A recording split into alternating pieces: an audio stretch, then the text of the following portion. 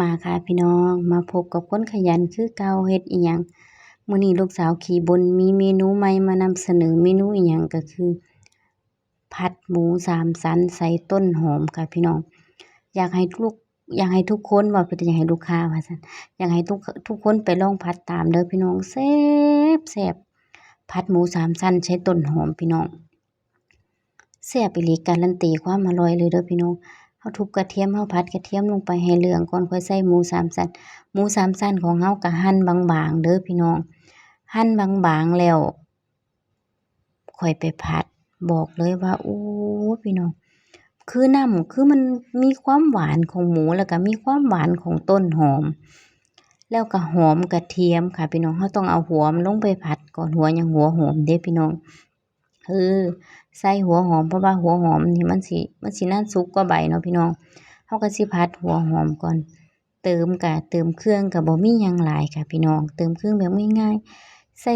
น้ำมันเครื่องเราลงไปน้ำมันเครื่องคืออิหยังซีอิ๊วดำเล็กน้อยน้ำมันหอยชูรสน้ำปลาน้ำปลาหน่อยหนึ่งเด้อส่วนหลายคันเป็นผัดผักใส่หมูนี่ลูกสาวขี้บ่นสิเน้นเป็นซอสฝาเขียวเด้อพี่น้อง คันผู้ใดมีซอสแม็กกี้ก็ใส่แม็กกี้ลงไปก็หอมคือกันค่ะพี่น้องเพื่ออิหยังเพื่อเพิ่มความหอมค่ะพี่น้องใส่น้ำตาลน้อยหนึ่งเพราะว่าคุณพ่อบ้านนางบ่กินหวานค่ะพี่น้องนั่นล่ะก็บ่ได้ยากเด้อเฮ็ดกับข้าวลองเอาไปผัดตามค่ะพี่น้องผัดโคเลให้เข้ากันลูกสาวขี้บ่นสิซิมก่อนซิมนี่คือผัดให้คุณพ่อบ้านก็เลยซิมค่ะพี่น้องนางบ่กินหวานแล้วก็บ่เค็มปานใดคำว่าผัดน่ะพี่น้อง แล้วผัดโคเลเขาก็ใส่ใบต้นหอมลงไปโอ้ยพี่น้องเอ้ยแซ่บแซ่บคักแซ่บแน่อีพ่ออีแม่เอ้ยตักกินกับข้าวเจ้าก็ได้ข้าวเหนียวก็ดีเด้อพี่น้องแล้วแต่มักไผมักมันเนาะพี่น้องเนาะแต่ว่าคุณพ่อบ้านเพิ่นมักกินข้าวเจ้าจ้ะข้าวเหนียวเพิ่นบ่กินญ้อนอิหยังข้าวเหนียวมันแข็งค่ะพี่น้องนางบอกว่าข้าวเหนียวมันแข็งขี้คร้านย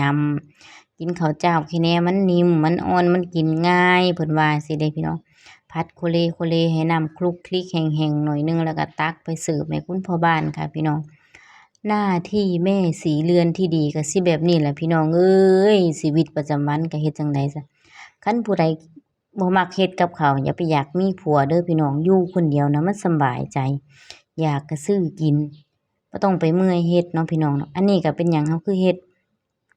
พอได้ลดต้นทุนลงไปแหน่พี่น้องอิหยังก็ซื้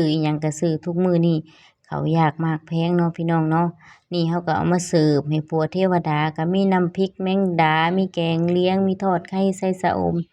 มีลวกยอดชูรส